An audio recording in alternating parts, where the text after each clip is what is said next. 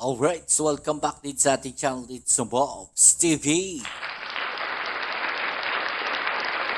Okay, so ito pag-usapan natin mga babayan, no? Senator Erwin Tulfo, napuno na mga babayan dito po kay Cayetano dahil, no, grabe, Cayetano po ay kanya daw pong palalayasin mga kababayan, no, at bibit-bitin, no, palabas ng Senado. Okay, so yan po yung ating alamin ngayon at pag-uusapan. Pero syempre, bago ang lahat, please don't forget to subscribe, like, share, at comment dyan sa comment section. Okay, so ito pag-usapan natin mga babayan, no? Tila napuno na, no? Ito pong si Senator Erwin Tulfo dito po sa ginagawa mga babayan, no? Ng mga grupo ni Cayetano. At sinabi ko nga po niya, mga babayan, no, wala na pong Cayetano group, mga babayan. Wala na raw pong Cayetano group. Ang meron na lang daw, mga babayan, ay minority at majority, no? Kasi masyado nilang pinagdidiinan yung mga grupo-grupo, no?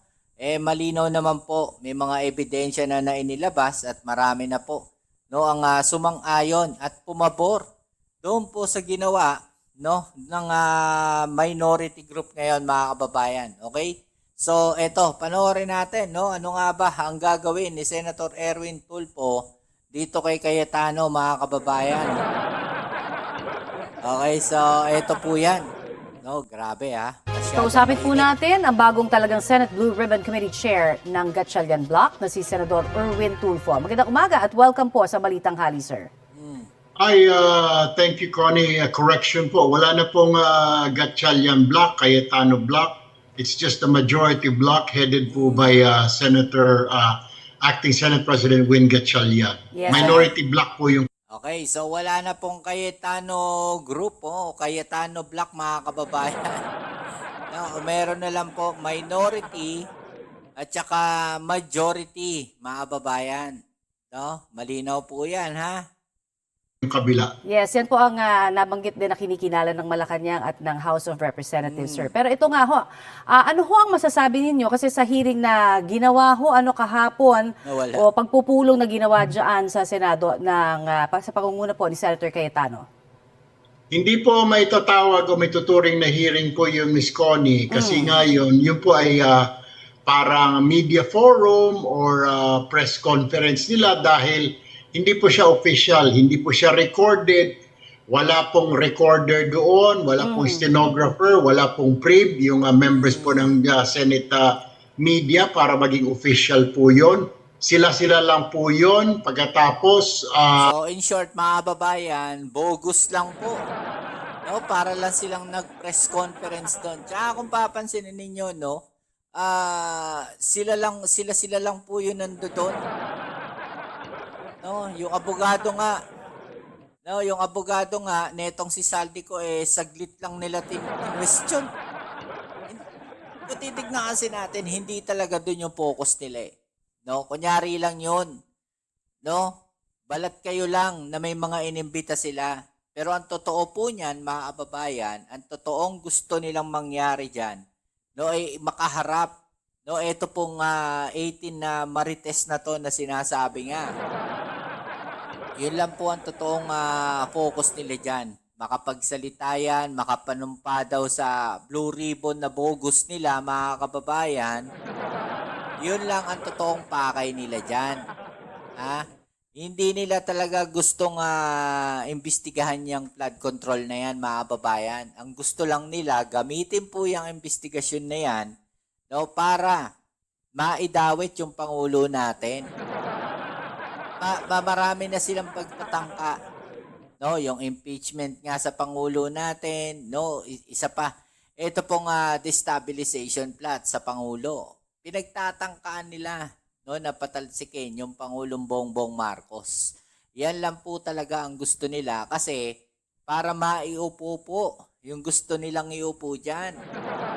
Ha? Malinaw po yan. Ginagawa nilang tanga ang sambayan ng Pilipino. Ganun po.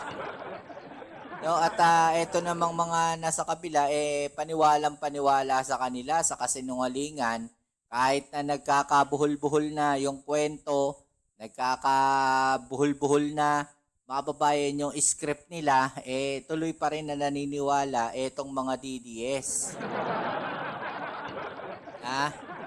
Tuloy natin. Wala po talaga as unofficial dahil diniklara po Unofficial. ni Acting Senate President Gatchalian na all employees po kahapon work from home dahil nga doon sa napipintong gulo na ini-expect kahapon ng umaga. So, alam na agad nila. No? May precautionary measures na silang ginawa. Kaya po nag-work from home 'Di ba? Kasi imbis na mapahamak, no, maipit sa kaguluhan yung mga staff dahil sa ginagawa po nila na 'yan, no, nag-work from home na lang po. No, kasi alam nila na gagamitin po yung Senado. Nagtawag sila 'di ba? Ng mga tao na magtipon-tipon doon sa Senado. Anong focus noon? Anong purpose noon, mga kababayan? Ang purpose noon para mag-ipon ng tao. Tapos pagka nakakalap sila ng napakaraming tao, mga kababayan, that's the time, no, na kikilos sila pamalakanyang. Malamang sa malamang, ganyan talaga plano niyan. Gagamitin nila yung mga sinasabi na itong 18 Marines, no? Gagalitin nila yung mga tao para pumunta sa Senado. Tapos, dediretso sa Malacanang. Malinaw po yung plano. Kitang-kita. Mga tanga na lang yun naniniwala. Tuloy. At pagkatapos ako din po, dineklara ko bilang Blue Ribbon Committee Chair na Monday po ang totoong hearing po ng totoong Blue Ribbon Committee. Okay, so ito nga po, nabanggit din ho ng isa sa mga 18 sundalo kahapon ang inyo pong pangalan. At nabanggit nyo na rin ho na kayo ho'y magkakaso. Ano ho ang mga balak nyong ikaso? Eto na. Libel po, na ang definitely ay kakaso po natin, sagutin po nila yan kasi ewan ko po, I'm sure hingihan po sila ng patunayan nila kung totoo po nagbigay po sila ng madali na lang kasi ngayon, Miss Connie, magturo kahit sino Totoo pwedeng yan. ituro Totoo yan. No, kahit sino pwedeng ituro, mga kababayan. Sabihin lang nila nakatanggap ng maleta si Juan Maniniwala na yung mga DDS na yan Ang tanong, may ebidensya pa. No, kasi yung mga picture na nilabas nila, mga kababayan, no, scripted lahat. Tsaka saan ka naman nakakita, no, nagpresenta ng mga picture, ng mga ebidensya, mga kababayan, lahat kulay blue. Bakit kailangan ni kulay blue? Simple lang siguro, no, para mapagtakpan yung totoong kulay, no, ng mga picture para hindi ganong halata. May presenta ka ng picture, kulay blue lahat. Bakit? Wala bang ink? Yung printer nila? Blue lang. Wala atang ink yung printer nila na colored, puro blue lang. Naghihirap na ba Senado? Problema dyan, is it backed up by evidence? Sa ebidensya lang po tayo. Ang problema kasi ngayon, Miss Connie, pag may nagsalita, kahit na hindi sa Blue Ribbon, kahit saan, sa social media, Facebook page live ka lang dyan, yari ka na, sisiraan ka ng kapitbahay mo, Tama. wala kang magagawa. Kaya nga po siguro pag nag-settle na po lahat ng ito, kailangan po siguro palakasin itong mga penalty po sa mga ganitong mga kaso, mga problema. Totoo Kasi yan. parang wala pong pangil. Kaya kahit sino-sino na lang damuho pwedeng magsalita po dyan. At yan. kanina ho nabanggit din po ni Senator Kiko Pangilinan sa aming pong interview rin sa DZBB na maaring pag-usapan kung sakasakali ho sa Lunes bilang kayo ho ay nabanggit din dito sa 18 na dating Marines na naiugnay ho dito sa maleta daw na pera. Maaring ba talaga na ibigay nyo ho sa inyo pong Vice Chair yung pagtatanong pagdating po naman sa issue dyan sa inyo? Definitely. Nabanggit ko na po yung kay Senator Kiko Pangilinan dahil siya po yung vice chair ko. Hindi siya po magtanong. At pagkatapos po sa tayo po ay hindi kung kailangan, pag-usapan po namin bukas yan kung kailangan pa po ng presence ko. Siguro definitely, magbibigay po tayo ng opening statement at pagkatapos ay hayaan na po natin si Senator Kiko ang mag-handle po ng question and answer investigation. Pero kailangan ko pang nandoon po siguro kasi po pag kailangan po ng approval po ng committee chair, pag issuehan po ng ipag-isa-cite po ng contempt yung mga nagsisinungaling po ng mga testigo or yung mga invited guest po na hindi mag-a-attend, iko-compel po sila mag-attend sa susunod ng hearing. Pag hindi po, then we will cite them for contempt. Yeah, Okay. Ano ho ang inyong take naman dahil sa kabila ho nga ng pagkilala ng Malacanang at ng House of Representatives po sa bagong mayorya, hindi pa rin ho kinikilala ni Senator Cayetano at ng kanya pong mga kasama yung inyo pong Senate Blue Ribbon Committee na pinapamunuan? Well, okay lang ho yun. Kung tutusin po, meron po kaming quorum. So, ang importante po ay kinikilala po kami ng ehekutibo, ng legislatura, yung aming pong counterpart, ang lower house, ang judikatura, ang judiciary. So, entonces po, under sa executive naman po, yung mga law enforcement agencies, yun po ang importante. So kahit ano pa pong yaw-yaw nila, wala po silang pinaghuhugutan na authority. Dahil hindi po sila kinikilala. Problema dito, Connie, kung hindi ka kinikilala ng executive, ng judiciary, tapos yung kapwa mo legislative, ano ka pa? Di ba? Di wala kang saysay. Maingay ka lang dyan, daldal ka ng daldal, pero wala kang magagawa. Wala, parang ngaw-ngaw lang ng ngaw-ngaw. In short.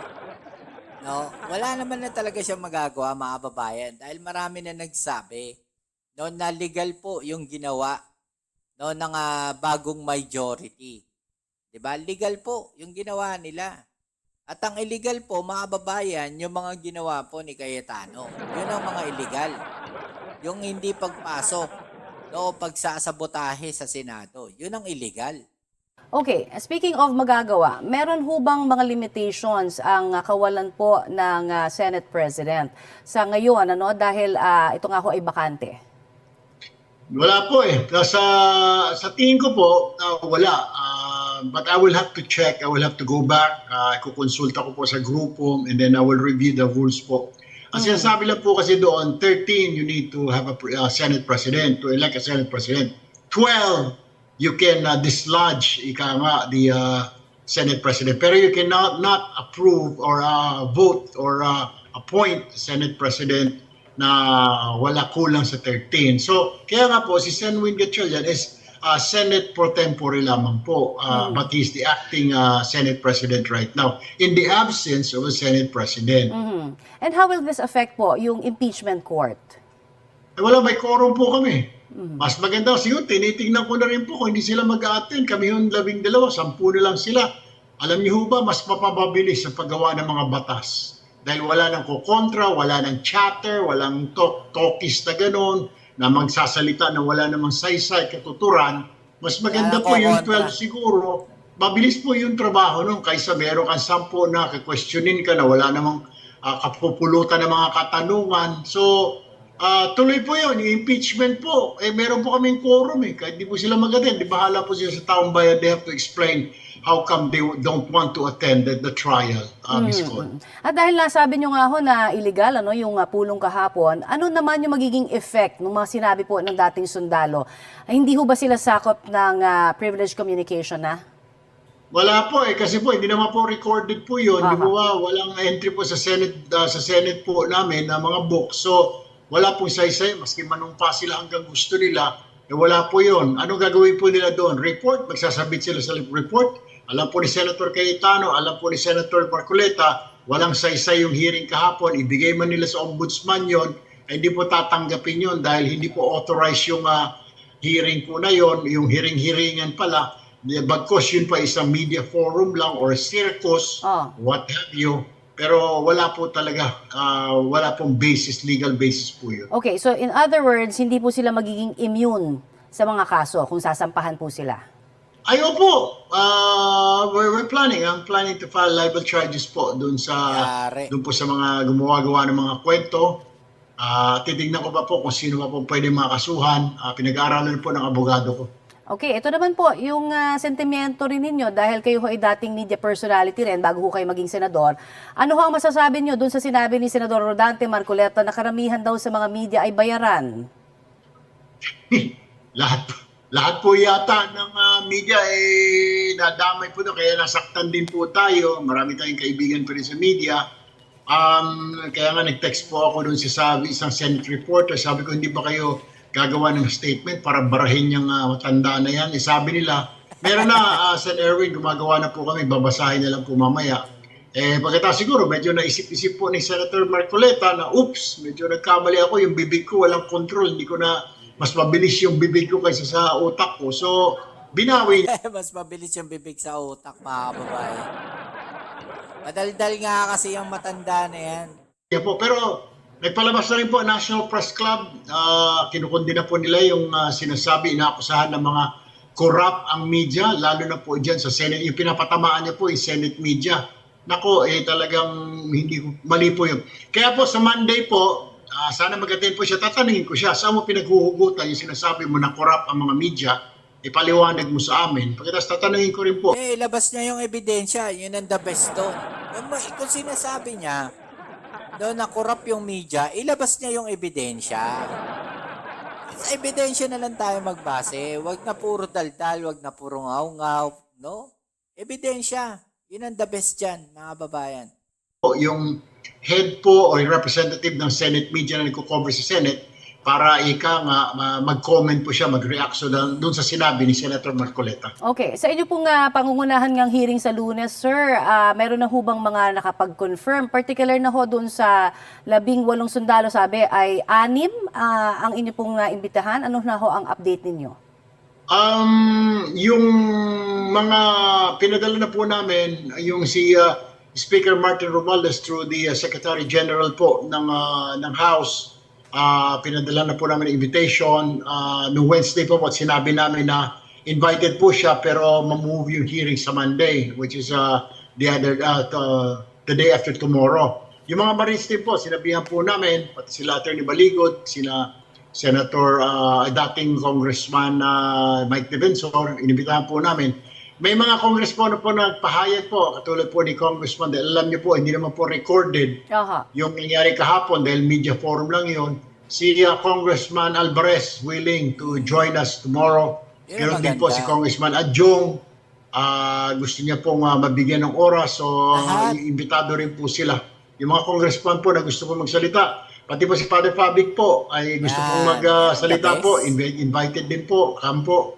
Open po ang Blue Ribbon para marinig po kayo ng taong bayan. Para may pahayag po ninyo yung inyong saloobin, yung inyong defense. Kasi mahirap po, pati ako nga, inatake. Madali lang po kasi ngayon, Ms. Connie, na gumawa-gawa talaga ng kwento. Kahit ikaw, kaya ingat po na baka maituro ka. Uso po ngayon yung turo-turuan. Alright, marami pong salamat sa inyo po. Okay, so yan mga kababayan, ano? So ayan, malinaw po no, na wala na talaga itong grupo ni Cayetano na minority na po ngayon mga kababayan. Kumbaga sa mga desperado na po talaga yan. No? Wala na po sila talagang, ano tawag natin dito, dignidad. No? Kung titignan natin, talagang meron. No? Meron silang gustong protektahan at talagang kapit-tuko ng mga to. No, ang plano kasi talaga ng mga yan, mga babayan, siraan po yung administrasyon. Kasi yun yung nakikita natin. Diba? Yun nga yung kahit taong bayan. No? Kahit mga nakikita natin sa Facebook, no, sa social media, yan po yung mga sinasabi, destabilization plot sa ating Pangulo. No, malinaw po na nakikita natin yan. Okay, so yan, anong masasabi po ninyo dyan? No? Kita-its tayo sa ating next video upload. Ito po muli ang inyong Kuya Mobsit sa Mobs TV. Peace. Yeah.